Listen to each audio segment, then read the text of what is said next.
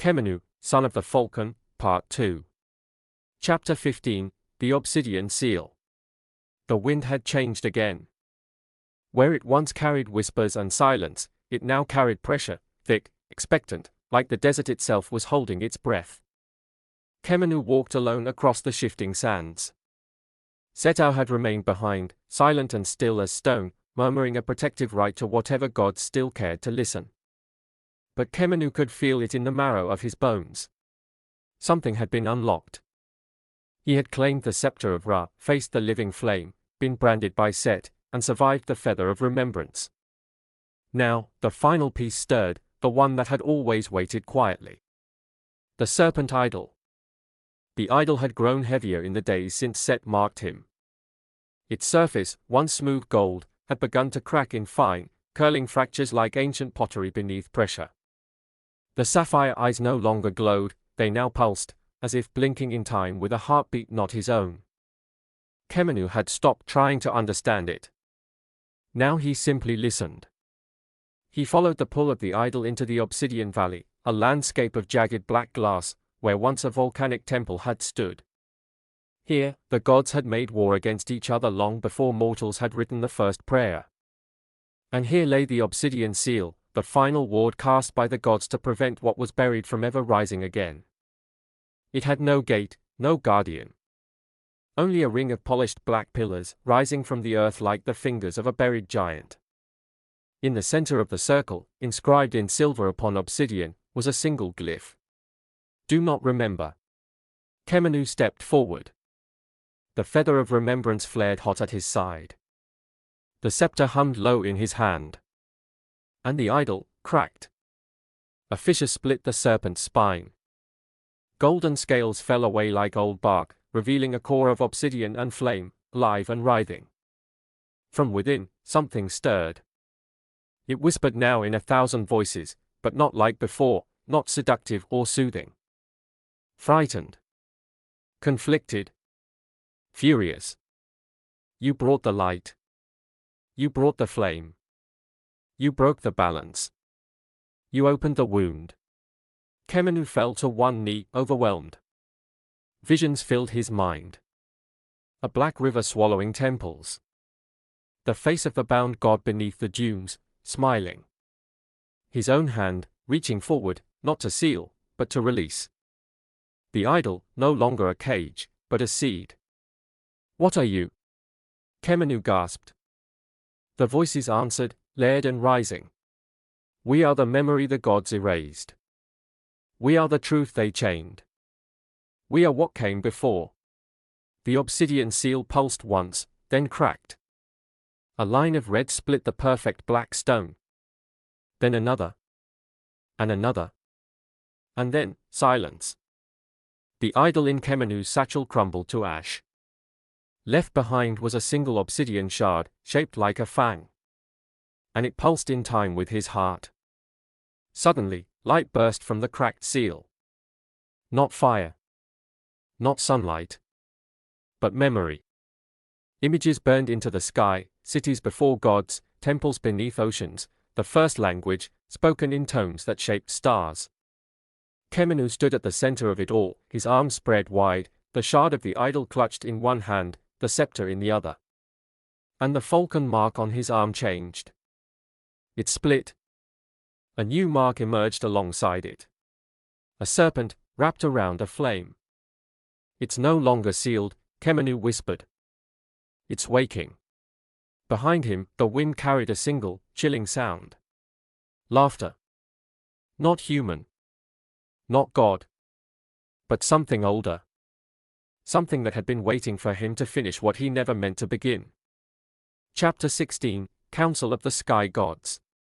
It began with thunder, not from the sky, but from beneath the sand. Khemenu staggered backward as the final echo of the obsidian seal's collapse rippled across the dunes. The obsidian shard in his hand pulsed hot, then cold. The scepter of Ra dimmed, like a sun fading into eclipse. Then the world stilled. The sky above darkened, not with clouds, but with presence. Space bent. Time stretched. A beam of pale gold light split the heavens, striking the broken seal. And then Khemenu vanished. He awoke not in sand or fire, but on a floating platform of polished lapis, suspended in an endless sky of dusk and flame. Above him, the stars turned unnaturally. Constellations he didn't know watched him like eyes. He stood in the hall of celestial judgment, a place no mortal had walked in thousands of years. Khemenu, son of the Falcon, boomed a voice like thunder across stone. He turned slowly. And they were there. The council of the sky gods. 10 thrones hovered in a ring of blinding light. Ra, burning behind a veil of solar flame, his face unreadable, his light painful to behold. Thoth, ibis-headed and still, quill in hand, watching with eyes that saw through memory. Ma'at, her arms spread like wings, a feather hovering above her brow.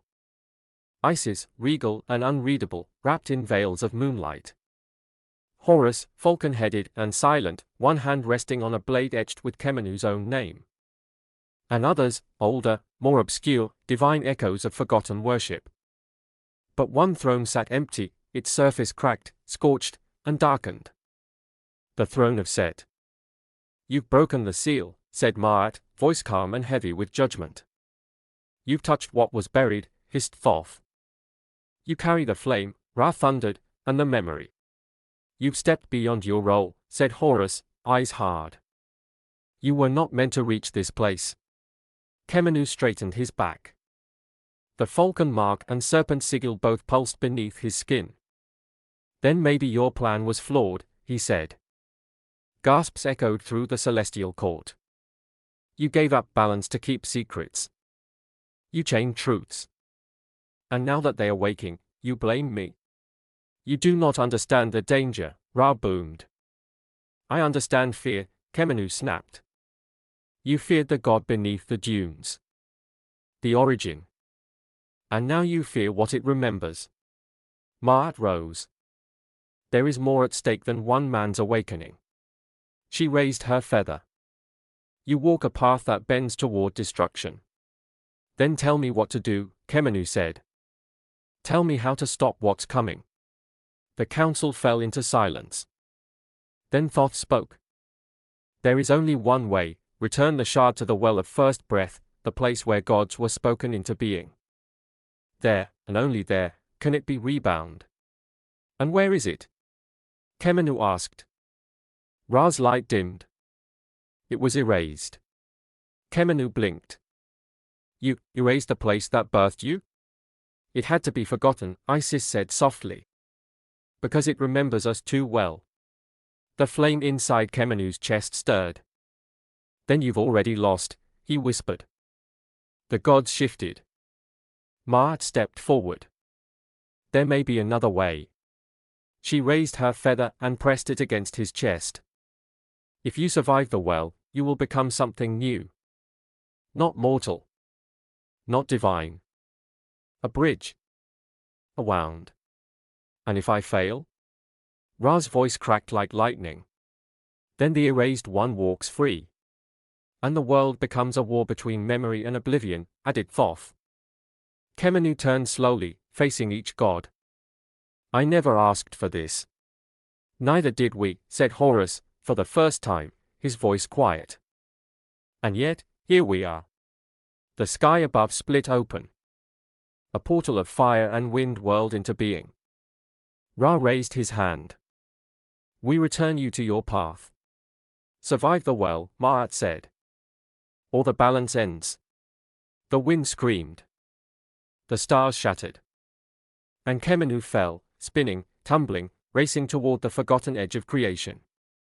Chapter 17, The Betrayer's Sigil. The fall from the heavens was not like falling through air. It was like being torn from a thought. One moment, Khemenu was standing in the presence of the gods, weightless, eternal. The next, he slammed into the dust of the mortal world with a force that stole breath and memory alike. He lay gasping in the sand, the heat of the sun feeling too real, too sharp against his skin. The world was quiet again. No divine light. No judgment. Just the scrape of wind over stone. He was back. And the gods had given him a single task. Find the well of first breath.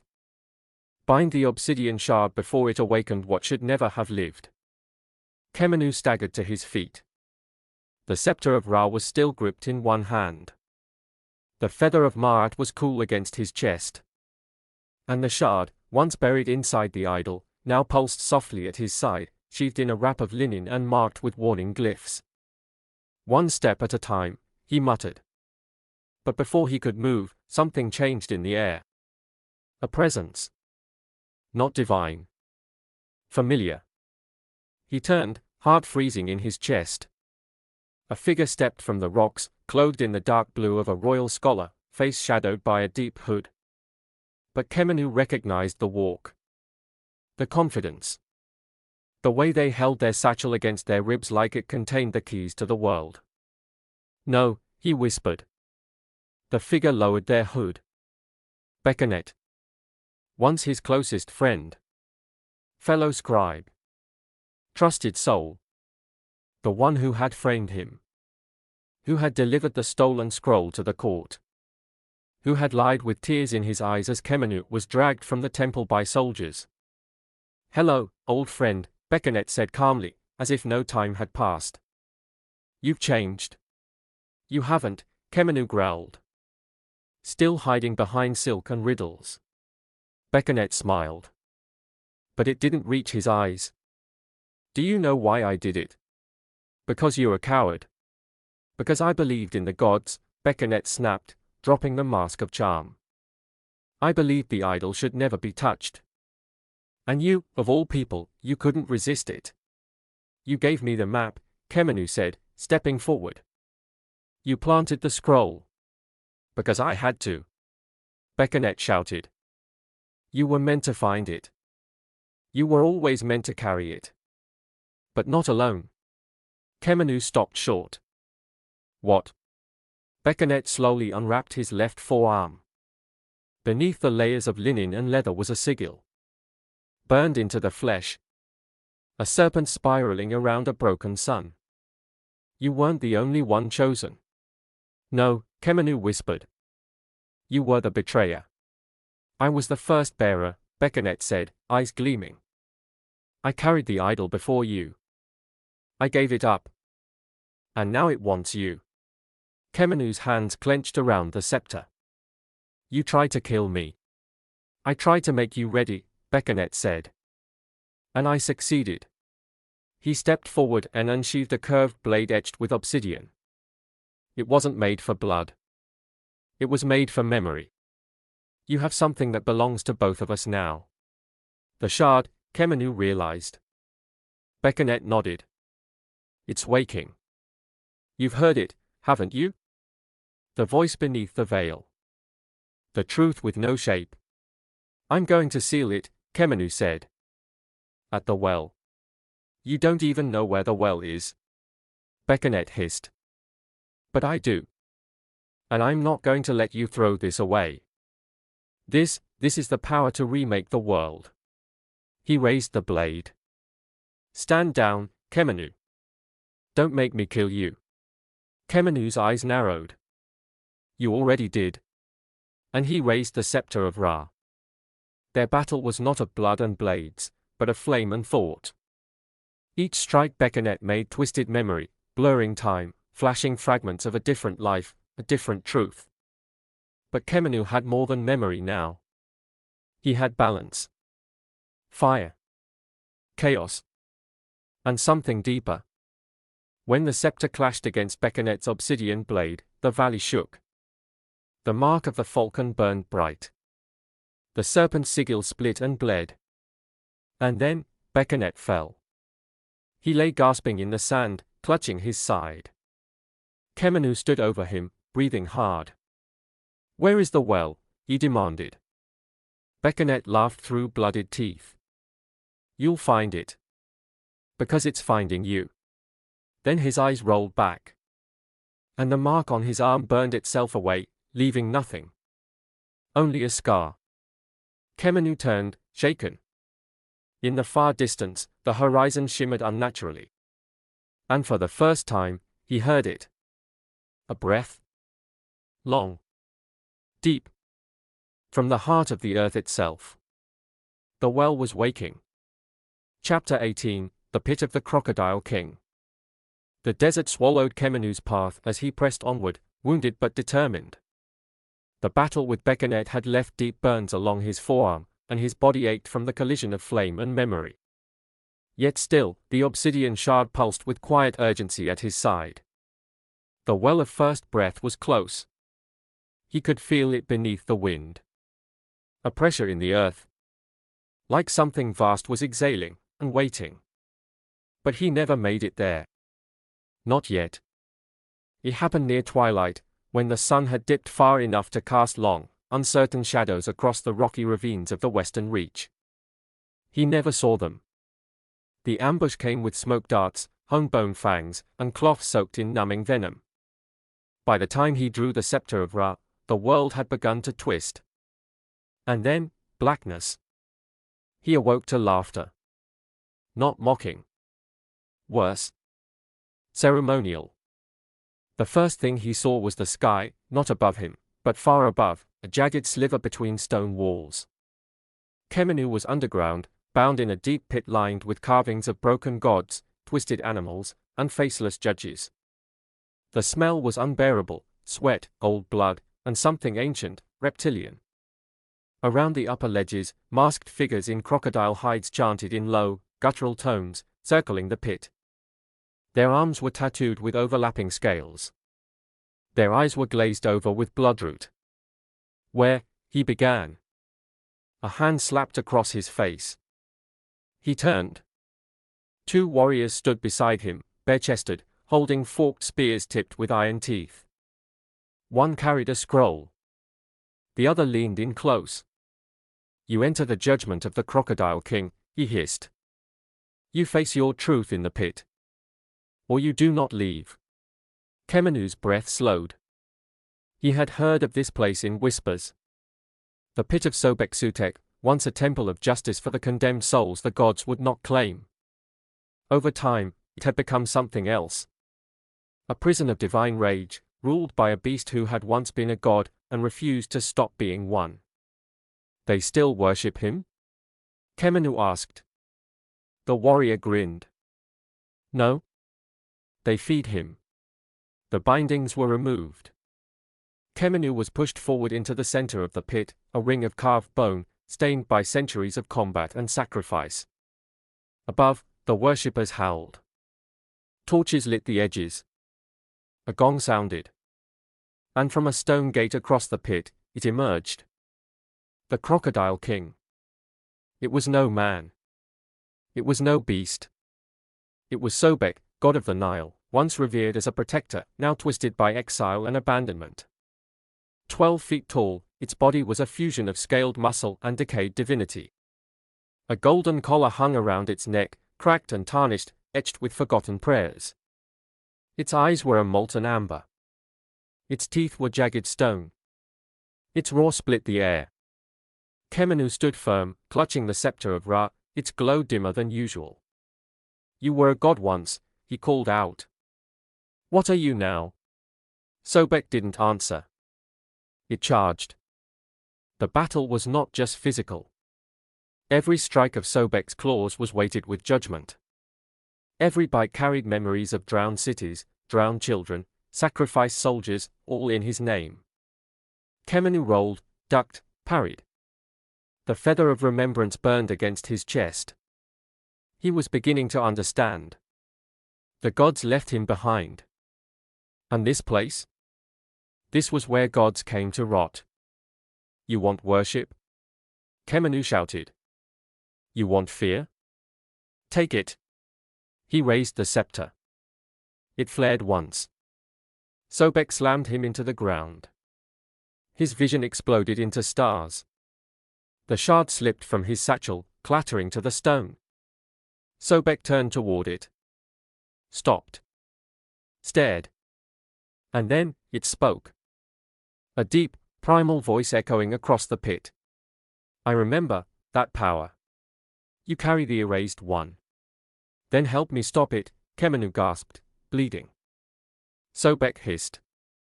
"You cannot stop it. You can only be devoured by it," as I was. It lunged. Khemenu grabbed the shard with his bare hand. And time broke. Visions flooded the pit. Sobek, once divine, cast aside as Horus rose. Forgotten shrines, drowned by priest-kings loyal to newer gods. The well, sealed before Sobek could reach it, his chance to return, stolen. Khemenu saw it all. And he chose. He struck the shard against the ground, raising the scepter at the same time. The impact created a burst of radiant flame, the shard's shadow and the sun's fire colliding in an impossible moment. Sobek roared. And then kneeled. You are not just a bearer, Sobek growled. You are the one who remembers. Khemenu stood, body trembling. Then let me pass. Sobek reached out, and with one claw, cut a line into Khmenu's chest. A new mark formed, a crescent moon above a flame. You are marked by 3, Sobek said. One more, and the gods will fear you. He turned back to the shadows. And vanished. The pit was silent. The cultists above bowed. Khemenu stood, wounded, burning, but victorious. And the path to the well of first breath lay open beneath the altar. Chapter 19, The Eclipse and the Offering. The flames of the pit had gone cold behind him, but their echo clung to Khemenu like a second skin. The mark branded into his chest by Sobek, a crescent moon over a flame, still glowed faintly beneath his tattered tunic. He felt it pulse with every heartbeat, a third rhythm beside the shard's thrum and the whisper of the feather of remembrance. He had been marked by 3 forces. Balance, through Ma'at's feather. Fire, through the scepter of Ra. Chaos, through the sigil of Set. And now, the forgotten, through Sobek's blessing. One more mark, and he would no longer be mortal. He would become a force. But before that, there was the well. The passage beneath the altar was narrow, its walls choked with roots like black veins. Faint streams of blue light trickled from cracks in the stone. As Khemenu walked, the obsidian shard began to vibrate with growing intensity, more eager than ever before. After what felt like an hour's descent, the tunnel opened into a vast cavern. And there it was. The well of first breath. It did not look like a well. It looked like a wound in the earth, circular, immense, its edges rimmed in crystal and ash. From within poured not water, but light and sound. Thousands of voices humming in harmony, too ancient to understand, too familiar to ignore. The air shimmered. Time felt loose. The well existed outside of sequence. And above it, a celestial event unfolded. The second moon, a pale, smaller twin to the one that governed tides and dreams, was rising. When it crossed the first moon, forming a perfect eclipse, the well would open. But the gate was not unlocked by celestial alignment alone. It demanded something else. Something personal. Something real. Khemenu approached the edge of the well. Inscribed into the ring were words no priest had ever dared read aloud. Only the heart remembers the shape of the first word. Only the blood knows the price of creation. Only the forgotten may pass into remembrance. He turned slowly. And he saw it. A stone altar, carved with 4 hollows, each shaped to match what he carried. A flame. A feather. A fang. A serpent's eye. And beneath them, a handprint. An offering, he muttered. He placed the scepter of Ra into the flame-shaped hollow. The feather of remembrance into the second. The obsidian shard into the third. And the crushed remnants of the serpent idol into the fourth. Each clicked into place, pulsing briefly. Then came the final step. He placed his hand in the center. Nothing happened. Then, pain. Burning. Deep. Immediate. The altar bit him, thorns or fangs stabbing into his palm. He tried to pull away, but his body froze. Not from magic, but from the sheer rightness of the ritual. The well was not hurting him. It was testing him. Visions swirled behind his eyes. He saw his mother's face, half forgotten in time. He saw himself as a boy, inscribing his first scroll by candlelight. He saw Beckoned, still smiling, even as he betrayed him. He saw the idol before it broke. The gods before they feared. And a voice. Not his own. Not the erased gods. Someone else. There is no creation without sacrifice. There is no entry without memory. Give what binds you to who you were, or turn away. When Khemenu opened his eyes, the well had begun to rise, light lifting from its center in a slow spiral like mist rising from a sacred flame. The eclipse began. The two moons aligned. And he knew what had to be done. He reached into his satchel and pulled out the scroll he had carried since the beginning. The one he had stolen from the temple. The one that began it all. It contained his name. His birthmark. His legacy. His past. He tore it down the center and dropped it into the well. The instant the parchment touched the light, the entire cavern shook. Stone cracked. Crystal shattered. The light twisted, and became a spiral stair, descending into a void that pulsed like a beating heart. Khemenu stood at the edge. The moons aligned. The breath of the well filled the chamber. And a voice echoed from deep within. Enter, and become unmade. Enter, and become whole. He stepped into the spiral. And the world closed behind him. Chapter 20, The Awakening of Karneket. The descent into the well of first breath was not a fall. It was a letting go. As Khemenu stepped onto the spiral path, the stone beneath him dissolved into starlight. His body didn't fall, but his identity did, peeling away in layers, the student, the thief, the bearer, the chosen. Each step stripped away a role, until only the witness remained. All around him, the light pulsed like a living memory, golden and black, warm and endless. The voices here did not whisper. They sang. A single, eternal chorus of every soul that had ever spoken a name and every name that had ever been unspoken. And then, silence. He reached the bottom. The space was not a chamber. Not a room. It was a field of shadow lit by impossible light. The ground shimmered with inscriptions that moved, breathing beneath his feet. At the center stood a monolith, a single black obelisk, ancient beyond reckoning, with no script upon it. It was untouched by language. Unclaimed by prayer. Unnamed. And before it, sitting in stillness, was a man. No chains. No throne. No flame. Just a man in a black linen robe, skin the color of onyx, his back straight, eyes closed.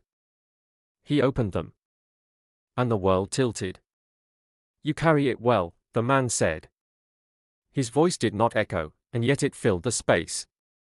The shard? Khemenu asked. The weight. He stood, slowly, and Khemenu felt a wave of gravity pass through the air. The figure was tall, ageless. Not God. Not mortal. Something in between.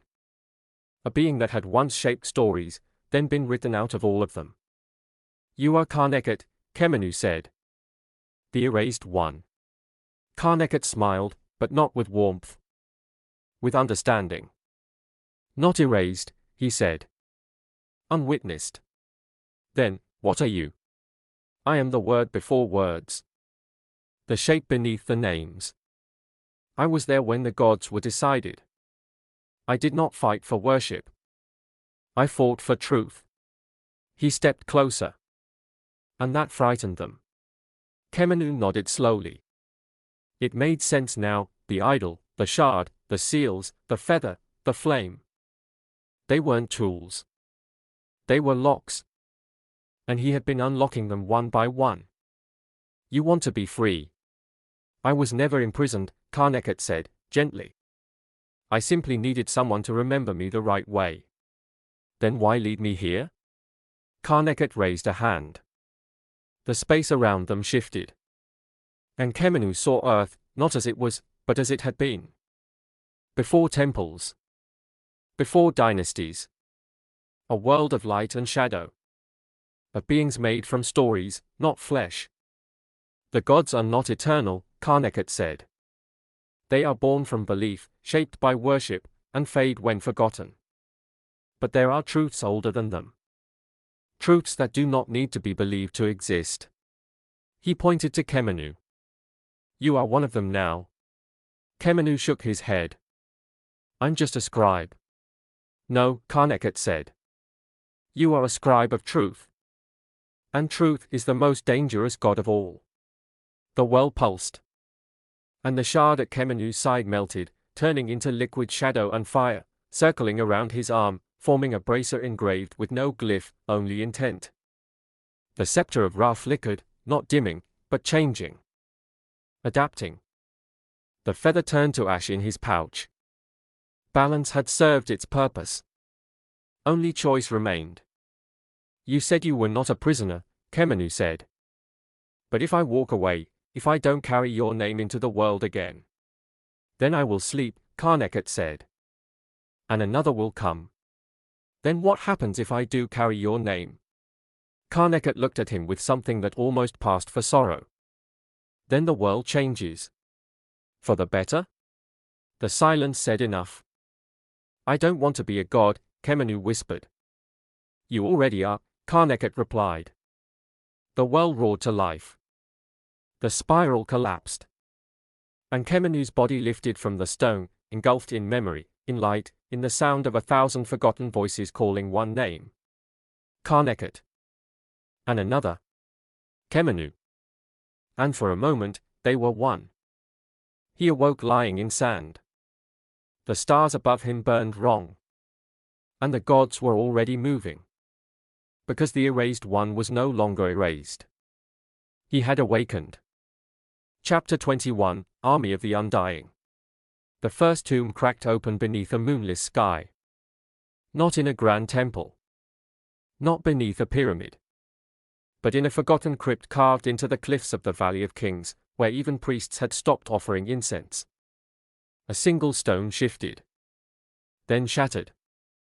And from it, a hand rose. Wrapped in linen. Clutching nothing. Yet the sand around it trembled. Across the desert, in burial sites long sealed by decree, the dead began to stir. Not as rotting corpses. Not as vengeful wraiths. But as fragments of truth. Ancient warriors, poets, architects, and viziers, those whose names had been struck from scrolls, whose monuments had been defaced or buried by jealous kings, now rose with purpose. Their eyes did not burn with anger. They burned with recognition. A voice had called them. A name had reached them. Khemenu. Karnakat. Two names. One path. And it had begun. Atop the cliffs overlooking the Valley of Kings, Khemenu stood, wind snapping his cloak around him like wings of smoke. The bracer forged from the obsidian shard pulsed around his forearm, its glow soft but steady. He felt them. Not just the risen. But the balance tipping. He had walked away from the well with no scroll, no prophecy, only understanding. They remember now, he whispered. And so they rise. Below him, shapes moved in the dark, figures wrapped in fragments of royal cloth, faces smeared with paint that had not seen light in 1,000 years. Some bore weapons. Others held torches, or banners half-burned. They did not chant. They did not scream. They simply assembled. An army of the forgotten. An echo of justice. A reckoning. Suddenly, a gust of wind struck the ridge, carrying a voice that curled like smoke through Khemenu's thoughts. So, you choose war after all. He turned. From the gloom stepped Horus, no longer veiled in divine light, but standing in full armor, the blade of judgment across his back. This wasn't my choice, Khemenu said. But I won't run from it. You've upset the balance. I was never trying to keep your balance, Khemenu shot back. I'm restoring what you buried. Horus stepped forward, talon-toed sandals silent on the stone. They will come for you now. All of them. Ra. Thoth. Ma'at. Even the forgotten. Good, Khemenu said. Let them come. And when the sky burns, and the Nile turns black?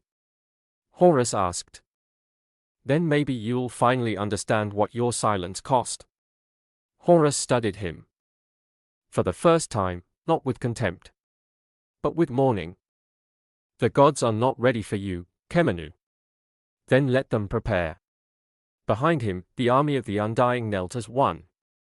Hundreds of them. Their faces worn. Their memories raw. But they remembered.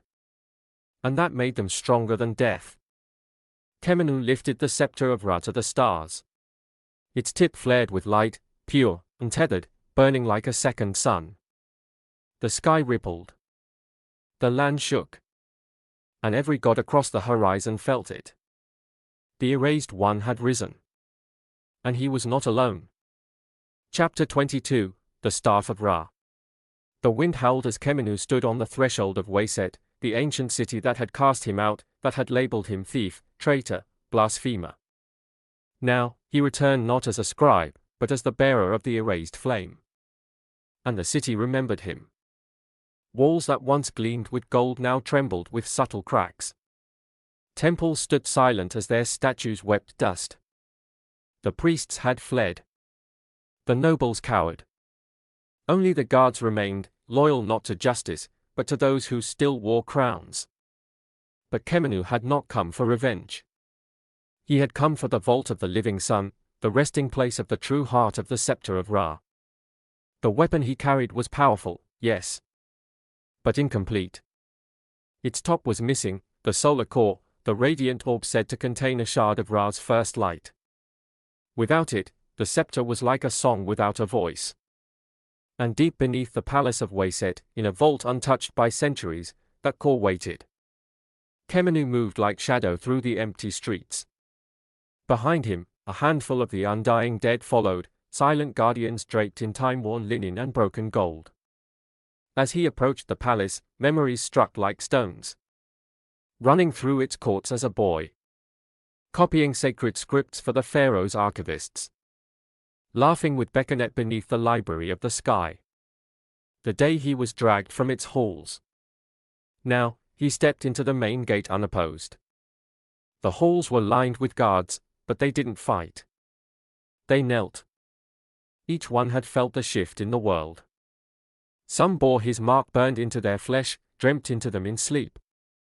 Even fear obeys when the gods begin to fall. The vault of the living sun lay beneath the palace, behind a gate sealed with 3 locks. One of knowledge, opened by a phrase never spoken aloud. 2, one of blood, requiring the seal of a true-born servant of the house of Ra. 3, and one of memory, which only responded to a name erased from every scroll. Khemenu stepped forward. He whispered the ancient word he had seen in the well of first breath, a word that predated alphabets, known only to the breath of stars. Atem-netja. The first lock melted away. He then reached into the bracer forged from the obsidian shard and cut his palm, pressing the wound to the blood seal. The second lock shattered. And for the third. He spoke his own name. Not Khemenu. Not son of the Falcon. But the name the erased one had whispered to him when their minds touched. I am Tefeket. The final lock slid open. The vault was a sanctum of fire and silence. Gold walls reflected endless light, yet the room cast no shadows. At the center, suspended in a ring of protective flame, floated the solar core, a golden orb the size of a heart, pulsing with ancient light. But between Khemenu and the core stood someone else. You shouldn't have come, said a familiar voice. Khmenu's heart clenched. Bechenet. Alive. Burned. Scarred. Wrapped in ash-colored robes. But his eyes were clear. You died, Khemenu said. I was reborn, Bechenet replied. The gods still reward loyalty. They abandoned you, Khemenu spat. No. You did. You brought the erased one back. You opened the gates. I saw what you've become. And now I stop you. He drew a blade, not iron, not obsidian, but light, forged from a shard of the sun itself. The battle was not personal. It was cosmic. Scepter clashing against solar blade. Flame meeting flame. Memory against loyalty. Becanet fought like a fury, each strike fueled by purpose and pain. But Khemenu had become something more than mortal. He no longer fought with the scepter. He fought as it. The flame of Ra answered to his command. And finally, as their weapons locked. You never hated me, Khemenu said, eyes locked on his once brother. You hated that I was chosen. Becanet froze. And in that instant, Khemenu twisted the scepter and unleashed a pulse of truth. Light. Raw and blinding. Becanet collapsed, eyes wide with memory, finally understanding. Khemenu caught him before he hit the floor. I'm sorry, he whispered. So am I, Becanet breathed. The flames around the solar core parted. Khemenu stepped forward. He raised the scepter. The orb lowered into its socket, clicking into place. And the world shifted. The scepter ignited in full, a radiant weapon of balance and fire, etched with the story of the sun's first breath. With it, Khemenu could now undo divine bindings. Rewrite names. Seal gods. Or end them. He walked from the vault in silence. And when he emerged into the palace court, the sky was burning. In the east, the banners of Ra, carried by fire serpents and lion-headed archons. In the west, the chariots of Set, pulled by storms and chaos beasts. And at the center stood Ma'at, feather-darkened, ready to strike her own creation down. The war of gods had begun. And only one voice could end it. Chapter 23, The War Above and Below. The air shimmered as Wayset stood poised between worlds. In the east, the horizon blazed gold, thick with rolling solar flame. Banners of Ra flared against the dawn, carried by hawk-winged sentinels in armor forged from sunstone. Beneath them marched the Legion of Light, their faces hidden behind mirrored helms, their spears blazing with sunfire. From the west came a dark tide, Set's storm host. Shadows mounted on dust serpents and thunder lizards, their banners torn but defiant. The sky above them churned with red lightning. Chaos beasts hissed and spat as they marched beside shrieking storm priests wearing crowns of scorched bone. And in the center of it all stood Khemenu. The scepter of Ra now complete, it pulsed with more than fire. It burned with the burden of choice. The obsidian bracer thrummed with ancient memory. The 4 marks on his body, Ma'at's justice, Set's chaos, Sobek's forgotten strength, and Karneket's truth, glowed in unison. Above him, the sky cracked open. Descending in a whirlwind of starlight and silence came Ma'at, goddess of balance, wings stretched wide, her feather darkened by grief. She did not ride into battle. You were meant to restore order, she said to Khemenu. I did, he answered. But order isn't silence. It's truth. Then truth must bleed. And with that, the war began. The army of the Undying surged from the Valley of Kings, ancient souls, risen not by necromancy but by remembrance. Their weapons were old, their armor cracked, but their conviction was divine. They clashed with Ra's golden soldiers in the temple square, shields buckling beneath the weight of memory. War chants rose in languages no longer spoken. Fallen kings fought beside forgotten builders, united not by blood, but by recognition. On the western ridge, Set's beasts crashed into the chaos with thunder and screams. Storm met flame. Wind met fire. And in the center, chaos began to spiral beyond control. In the skies, gods clashed. Thoth floated above it all, directing fate with his quill, rewriting reality with every stroke, until the bracer on Khmenu's arm flared, and Thoth's ink vanished mid-air. Isis, wreathed in moonlight, tried to silence the battle with illusions of peace, but the feather of remembrance burned those illusions away, revealing the raw scars beneath centuries of denial. Horus dug from above, blade outstretched, fury in his falcon eyes. Khemenu met him mid-air, wings of flame burst from the scepter's shaft. Their clash split the sky. Khemenu landed in the center of the city as both armies drew back, stunned by the blast of power. He stood tall, a pillar of fire and shadow, divine and human, his eyes alight with every truth the gods had buried. "This isn't your war anymore," he shouted, voice echoing across Wayset. "You had your age. This world belongs to those who remember, not just those who were worshipped." Ma'at descended before him, her wings scorched at the edges. "You cannot carry all of this," she said, softly. "Even a god breaks beneath too much truth." "Then I'll carry what I must," Khemenu replied. "Not as your priest. Not as your pawn. But as your equal." She stepped back and bowed her head. A column of light descended over the battlefield. Within it, the well of first breath appeared again, rising from the ground, reborn in the middle of the chaos. Its light shimmered with the power to rewrite, to restore, to remember. The gods turned toward it. So did the dead. And all waited for Khmenu's decision. He could use the scepter to erase Karneket, sealing the erased god forever, restoring the old gods to power. Embrace Karneket, unseating the old gods, creating a new pantheon from memory and truth.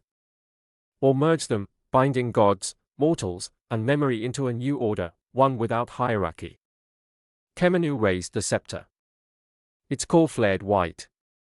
The bracer cracked. The marks on his body ignited. And as the well of first breath surged, he whispered not a command, but a question. "What do you remember, world?" And the world answered. The skies broke. The gods fell silent.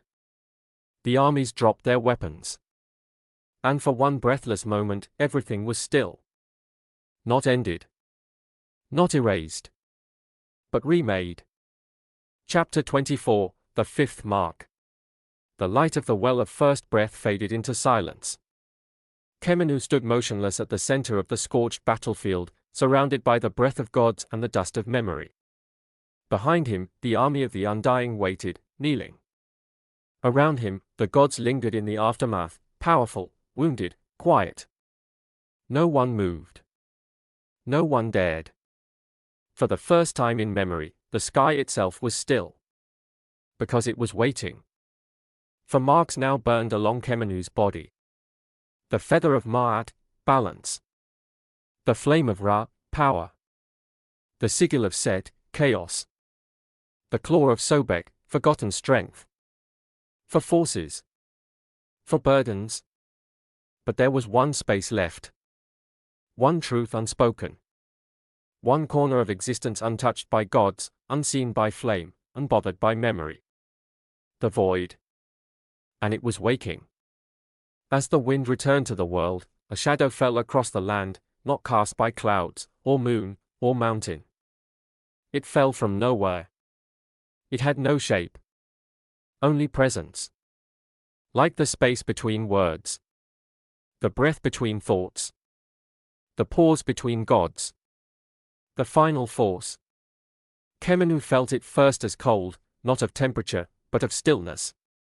A cooling of the soul. As if something within him had stopped, waiting to see what he would do. And then the ground cracked beneath him. A circle of black stone rose from beneath the sand, smooth, unmarked, soundless. A single word etched itself into it as he watched. "Who?" The gods began to whisper. Even Ra stepped back. Ma'at turned her gaze away. Only Thoth spoke aloud. "The Nameless One," he said quietly. "The fifth force. Neither divine nor mortal. Not balance. Not chaos. Not fire. Not memory. But emptiness." From the black stone rose a being made of absence. It had no face, no eyes, no mouth. But its form was vaguely human, and its steps made no sound. "You have stirred fire, light, truth, and shadow," it said. "But you have never faced nothing." Khemenu stared at it, heart beating slow and heavy. "And what do you ask of me?" he said. "I ask nothing," the figure replied. I offer only a question. Then ask it. If you could be erased now, and never bear the burden of being remembered, would you choose it? The silence that followed was heavier than thunder. Because this question was real. It was freedom. Not death. Not immortality. But the end of burden. The chance to disappear into peace. No legacy. No divinity. Just stillness. Khemenu lowered the scepter. He thought of his mother's laugh. Beckernet's betrayal. The gods he'd fought. The stories he'd written. The ones erased. The ones remembered. He looked at the figure. And said, No. Why? The voice asked. Because I'm already gone, Khemenu whispered. Everything I was, the scribe, the exile, the thief, that's dead. But what I am now. He raised his hand. That deserves to be remembered. Not worshipped. Just known. The figure of void paused. Then slowly, it raised its hand. And placed it over Khemenu's chest. The final mark burned into him, invisible. No sigil. No glyph. Only emptiness. And suddenly, he understood. All forces flowed into him. Balance. Fire. Chaos. Memory. And now. Silence. Not to erase. But to hold it all together. Because even gods need something to stand upon. Even stories need a blank page to begin. The gods bowed, not in loyalty, but in recognition. The dead knelt, not in worship, but in completion. And the fifth force stepped back into the void. Its job done. Khemenu stood alone at the center of a new world. Not a god. Not a man. Not erased. Not immortal. Just Khemenu. Chapter 25, the story that was never written. The battlefield was silent. Not in defeat. Not in mourning. But in awe. The skies above Wayset had cleared, no longer split by flame or storm. The air was still, warm, and bright, tinged not with smoke, but with promise. The gods who once towered in power now stood like statues, Ra, golden eyes dim, Ma'at, feather-bowed, Set, crouched in shadow, watchful but unmoving. And in the center of it all stood Khemenu, bearer of the five forces. He did not shine. He did not rise into the heavens. He simply existed. Whole. Present. And remembered. He walked slowly to the well of first breath, now reborn as a clear pool of water and light. The edges of the well shimmered with possibility, not power. Words drifted across its surface, not in any known tongue, but in raw meaning. Khemenu knelt beside it. The scepter of Ra was at his back. The bracer of obsidian cool against his skin.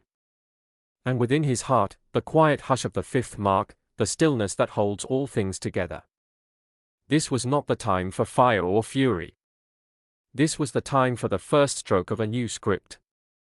The gods gathered behind him. Even the dead came close, silent, proud, weathered. Beckernet stepped beside him, still broken, still breathing. You earned this, Beckernet whispered. No, Khemenu replied. I was only willing. The well pulsed once. And a voice, not divine, not mortal, spoke within the water. What will be remembered first? Not how does it end? But what begins? Khemenu looked into the pool. And saw a blank scroll floating on the surface, untouched by ink or time. He reached for it. But paused. Because this was the moment that mattered more than any spell or war or god. This wasn't just about stories. This was about truth. And truth, finally, was his to write. He dipped his finger in the well. Not a pen. Not a stylus. Just his hand. His story. And began to write. Let there be a world where names are not given, but chosen. Let there be a place where gods are not worshipped, but held accountable. Let there be history told not by victors, but by survivors. Let there be memory. Let there be forgetting. Let there be choice. And last of all, let there be silence enough for all voices to rise.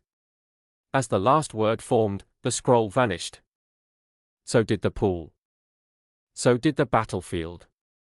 The gods faded, not in shame, but in release. The dead lay down, not in defeat, but in peace. Khemenu stood alone on a quiet hill as morning rose across the horizon. No armies. No flames. No followers. Only the dawn. He walked forward, down the slope, into the waiting world. Not as a king. Not as a god. But as the first scribe of a new story. One never written before. Epilogue, the name buried in silence. The world did not end. It unfolded. Across the deserts once torn by gods and fire, silence returned, not as a void, but as a breath held in reverence. The cities of men stirred slowly awake. Wayset, once the golden jewel of the Nile, began to rebuild, not as it had been, but as it might now become. Temples once dedicated to flame and fear were reopened, not for worship, but for learning. Scrolls that had been banned were dusted off and copied. New stories were written. Old names were spoken again, this time not with fear, but with truth. Some say the gods faded back into the sky. Others say they walk the world now, as echoes in plain robes, listening instead of commanding. But all agree on one thing. Khemenu was never seen again. There are rumors, of course. A man in black linen seen walking the borders of the Red Lands, accompanied only by wind and shadow. A voice that speaks in forgotten dialects near sacred oases. A scribe's mark discovered deep in a tomb that had never been opened, fresh ink on dry stone. One account tells of a woman who claimed a man appeared in her dream, bearing 5 marks, and taught her how to speak her dead daughter's name again. When she awoke, the room was full of feathers. And then there's the boy from the edge of Nubia. He found a scroll buried in the sand, wrapped in linen, sealed in obsidian, and etched with 5 sigils burned into the wax. No one could read the scroll. No one, except the boy. Beneath the earth, far from temple or tomb, there is a single room carved into black stone. A chamber untouched by time. In its center stands a pedestal. Upon it rests a book. Its pages are blank. Except for the very first line. Written not in ink, but in fire. I am the silence between names. And below it, scrawled in an unfamiliar but steady hand. Book 2 begins where no god dares follow. Far away, a star that had been dark for 10,000 years blinks awake.